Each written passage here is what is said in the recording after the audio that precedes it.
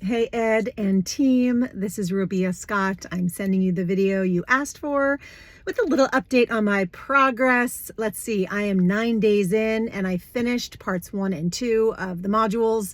My goal was 7 days to finish it. I took an extra couple days, but that's my win. That's my win so far. I finished parts 1 and 2.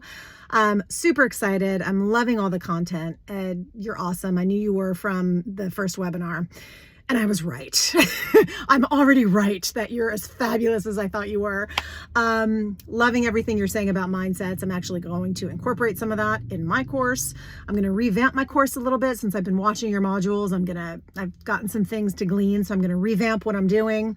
I'm going to work on my lead magnet, high value content gift that you call it. I'm going to update that, switch my title to negative, just tweaking things that you've given me to take it up a notch. So thank you. Super excited to be here. Bye.